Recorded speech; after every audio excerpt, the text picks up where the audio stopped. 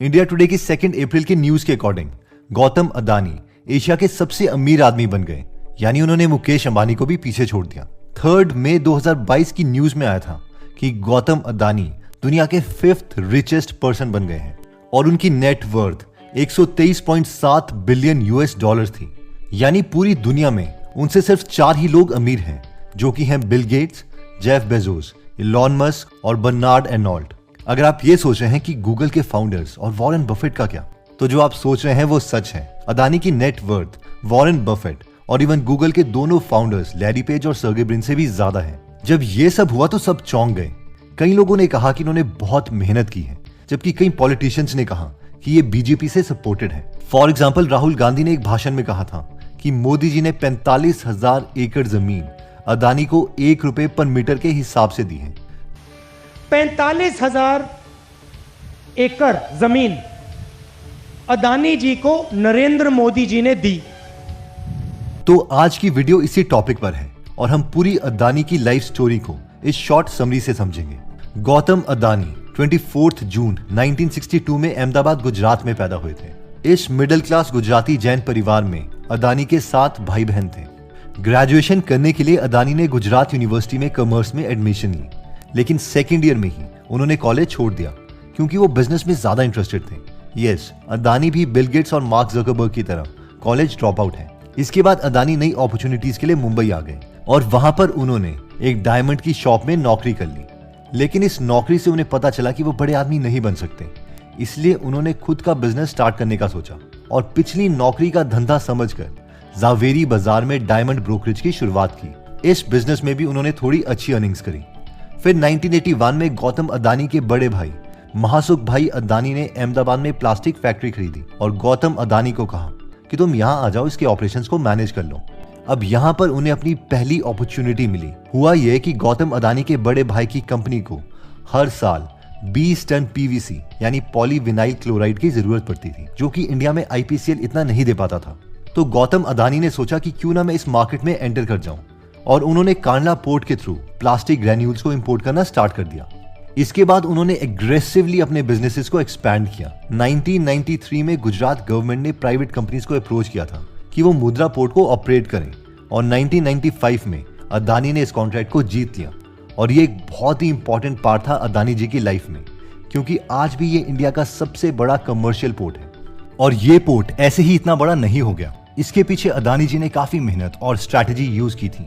For example, जब अदानी को मुद्रा पोर्ट का कॉन्ट्रैक्ट मिला था तब ये रेलवे लाइन से कनेक्टेड नहीं था, लेकिन जो गवर्नमेंट के बाकी 12 पोर्ट्स थे वो सब रेलवे लाइन से कनेक्टेड थे। तो अदानी जी ने सबसे पहले तो अपने बाकी बिजनेसेस को मुद्रा पोर्ट के आसपास ही सेट कर दिया। उसके बाद 12,000 करोड़ रुपए इन्वेस्ट किए और इस पोर्ट को भी रेलवे लाइन से कनेक्ट कर दिया। मुद्रा पोर्ट का कॉन्ट्रैक्ट जीतने के 1 साल बाद ही अदानी एनर्जी सेक्टर में आ गए और आज ये कंपनी इंडिया की सबसे बड़ी पावर प्रोड्यूसर है और इसकी जनरेशन कैपेसिटी 12,540 मेगावाट्स है। इतना ही नहीं, ये इंडिया की सबसे बड़ी सोलर प्रोड्यूसर भी है। 1999 में अदानी ने कोल में भी एंट्री ले ली। इसके अलावा अदानी खाने के ब्रांड्स में भी आ गए, जैसे कि फॉर्चून के तेल्स, soyabean oil, palm oil, sunflower oil, mustard oil, vanaspati oil etcetera. 2012 के बाद इनके बिजनेसेस ने बहुत ज्यादा ग्रोथ दिखी और अलग अलग सेक्टर्स में एंट्री ली, जैसे कि इनके मेगा बिजनेसेस में इंक्लूडेड है 7 एयरपोर्ट्स, जिसमें मुंबई एयरपोर्ट भी इन्हीं का है। अभी अदानी ग्रुप में 7 ऐसी लिस्टेड कंपनीज हैं जिनके हम शेयर्स ले सकते हैं और इनमें इंक्लूडेड है Adani ports and special economic zones limited, Adani enterprises limited, Adani Wilmer limited, Adani power limited, Adani green energy limited, Adani total gas limited और अदानी ट्रांसमिशन लिमिटेड। बिजनेस चलाना वैसे अपने आप में एक बहुत ही स्ट्रगल वाला काम है, लेकिन इसके अलावा 2 ऐसे बड़े इंसिडेंट्स हुए हैं जिसने अदानी जी को हिला के रख दिया था। पहला इंसिडेंट 1997 में हुआ था। एक्चुअली गौतम अदानी और शांतिलाल पटेल कर्णावती क्लब से कार में जा रहे थे। तभी एक स्कूटर में 2 लोग आए और गन पॉइंट पर इन दोनों को रोक लिया। रोकने के बाद दोनों को किडनैप कर लिया गया और एक अननोन लोकेशन में ले गए। इस पर किडनैपर ने कहा कि अगर उन लोगों ने $1.5 मिलियन इन्हें नहीं दिए तो वो इन्हें मार देंगे। बट फॉर्चुनेटली किडनैपर्स ने बिना पैसे लिए ही दोनों को छोड़ दिया।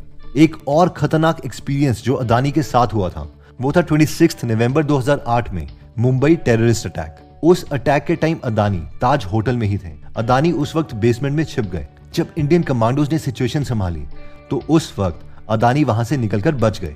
जब भी गौतम अदानी से पब्लिक में इन इंसिडेंट्स के बारे में पूछा जाता है तो वो इसका जवाब नहीं देते। Comparison with Mukesh Ambani.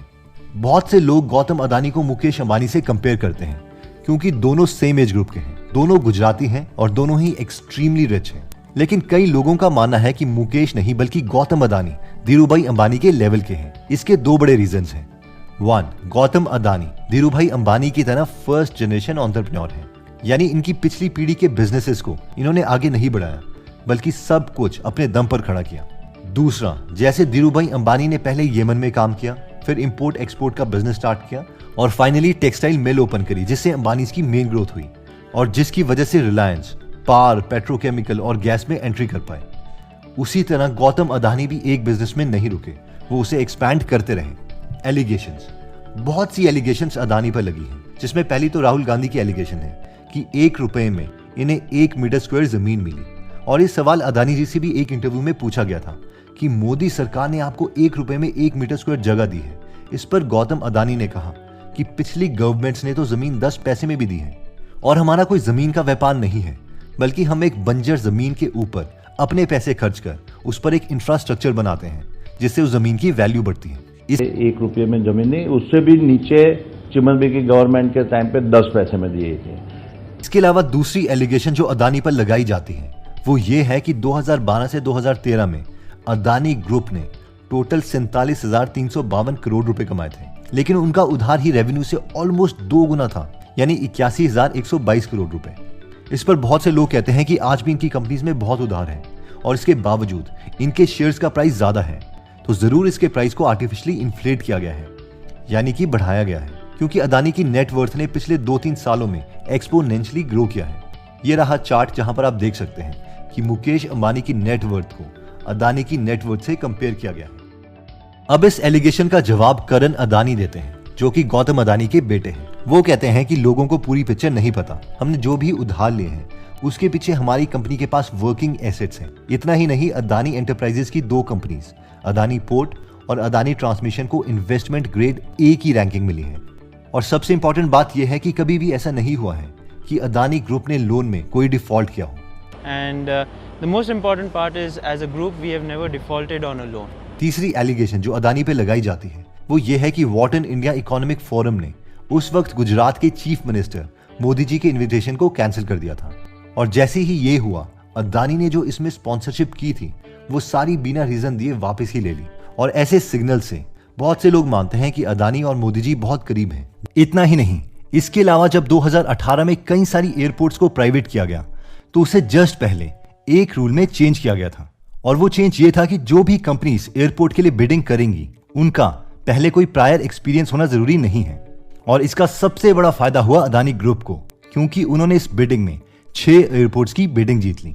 जब ये एलिगेशंस गौतम अदानी से डायरेक्टली इंटरव्यू में पूछी गई कि आप बताओ कि क्या आप क्लियरली ये कहते हो कि मोदी सरकार ने आपको कभी भी डायरेक्ट फेवर नहीं किया है, तो इस पर गौतम अदानी का जवाब ये था, नहीं, मुझे तो आज तक कोई ऐसा इंसिडेंट नहीं पता जब मोदी जी ने किसी को भी डायरेक्टली फेवर किया हो। आप ये क्लियरली कह रहे हैं कि कहीं पे भी किसी भी तरीके के वायलेशंस नहीं है और मोदी साहब ने आपको कोई पर्टिकुलर फेवर नहीं किया। ऐसा है कि मोदी साहब, आज तक मैंने नहीं जाना है कि मोदी साहब ने कोई पर्टिकुलर पार्टी और पर्टिकुलर फाइल के ऊपर किसी को फेवर करने की कोशिश किया होगा। अब मैं अपना पॉइंट ऑफ व्यू तो पॉलिटिक्स में नहीं देना चाहता। मेरे ओपिनियन में हमारे देश में बिजनेसमैन तो चाहिए ही ताकि जॉब्स क्रिएट हो, इवन बाकी देशों में भी हमारे प्रोडक्ट्स जाने चाहिए। लेकिन आप कमेंट करके जरूर बताना कि आप गौतम अदानी के बारे में क्या सोचते हो। एनीवेज, आगे बढ़ते हैं। बट बिजनेसेस के बारे में कमेंट करूं तो अदानी एंटरप्राइजेस का पीई 200 से ऊपर है, अदानी ग्रीन एनर्जी का पीई 700 से ऊपर है, अदानी ट्रांसमिशन का भी पीई 100 से ज्यादा है। अब जिन्हें पीई का कॉन्सेप्ट नहीं पता तो बस हमें ये याद रखना है कि एक फेमस इन्वेस्टर है पीटर लिंच, जो कहते हैं कि कंपनी की वैल्यू नॉर्मल तब है जब उसका पीई उसकी अर्निंग की ग्रोथ के इक्वल हो, और अदानी जी की कंपनीज की ग्रोथ उनके पीई से बहुत कम है। इन शॉर्ट, कंपनीज महंगी हैं। अब अगर कंपनीज महंगी है तो मोस्ट प्रोबेबली करेक्शन होगा, यानी कंपनीज अपने असली दाम पर वापस आ जाएंगी। और अगर ऐसा हुआ तो अदानी अपनी वर्ल्ड रिचेस्ट पर्सन में 5th पोजीशन को मेंटेन नहीं कर पाएंगे। नेक्स्ट आता है रेजिलियंस, यानी हार ना मानना। ऑस्ट्रेलिया की सबसे बड़ी कोल माइन गैलीली बेसिन है और अदानी चाहते हैं कि वो ही इसे कंट्रोल करें, लेकिन यहाँ पर एक प्रॉब्लम थी और वो प्रॉब्लम ये है कि यहाँ पर ट्रांसपोर्ट नहीं था। यानी कोल अगर वो निकाल भी लेते तो भी एक जगह से उसे दूसरी जगह तक ले जाने के लिए रेलवे लाइन नहीं थी। तो अदानी ने सोचा कि वो वहां रेलवे लाइन बिछाएंगे, लेकिन फिर इसके लिए जो टोटल कॉस्ट पूरे प्रोजेक्ट की होती वो $14 बिलियन होती। लेकिन कोई भी बैंक या फाइनेंशियल इंस्टीट्यूशन इन्हें इतने पैसे देने के लिए तैयार नहीं था। इसका सबसे बड़ा रीजन ये भी था कि जहां से रेलवे लाइन ले जानी थी वहां बहुत बायोडाइवर्सिटी को डिस्टर्ब करना पड़ना था, और इसके लिए ऑस्ट्रेलिया के लोगों ने भी बहुत प्रोटेस्ट किया। यानी अदानी जी के पास पैसे भी नहीं थे और लोग भी नहीं चाहते थे, लेकिन अदानी जी रुकने वाले नहीं थे। उन्होंने वहां पर होने वाले इलेक्शन सिचुएशन का फायदा उठाया और खुद के $2 बिलियन इन्वेस्ट किए और छोटे ही स्केल में इस प्रोजेक्ट को शुरू कर दिया। और अब Carmichael coal mine Adani group ही मेंटेन करता है। वैसे काफी चैरिटी में भी अदानी जी का नाम इंक्लूडेड है, जैसे कि अदानी फाउंडेशन है जो कि 1996 में लॉन्च की गई थी। गुजरात के अलावा ये फाउंडेशन बाकी स्टेट्स में भी काम करती है, जैसे कि महाराष्ट्र, राजस्थान, हिमाचल प्रदेश, मध्य प्रदेश, छत्तीसगढ़ और ओडिशा। कोरोना वायरस के दौरान अदानी फाउंडेशन ने पीएम केयर फंड को 100 करोड़ रुपए डोनेट किए थे। इसके अलावा 5 करोड़ रुपए गुजरात सीएम रिलीफ फंड और 1 करोड़ रुपए महाराष्ट्र सीएम रिलीफ फंड को भी दिए गए थे। अदानी जी का कहना है कि उनके ग्रुप ने कोरोना के पीक टाइम पर हर रोज 1500 ऑक्सीजन सिलेंडर्स डोनेट किए थे। दोस्तों, अगर आप अदानी के अलावा और अमेजिंग बायोग्राफीज और बुक समरीज हिंदी में सुनना या पढ़ना चाहते हैं तो आप गीगल एप्लीकेशन डाउनलोड कर सकते हैं। यहाँ पर आपको सारी बुक समरीज हिंदी में मिलेंगी, जैसे कि Harshad Mehta, captain Vikram Batra, Ramanujan, Steve job, psychology of wealth, rich dad poor dad and 1000 मोर। तो अगर आप इस एप्लीकेशन में इंटरेस्टेड हैं तो इसमें जाके आप 180 से ज्यादा बुक समरीज फ्री में सुन सकते हैं, और अगर वो अच्छी लगती हैं तो आप बाकी के लिए पे भी कर सकते हैं। एनीवेज, इस ऐप का लिंक हम डिस्क्रिप्शन और फर्स्ट कमेंट में दे देंगे।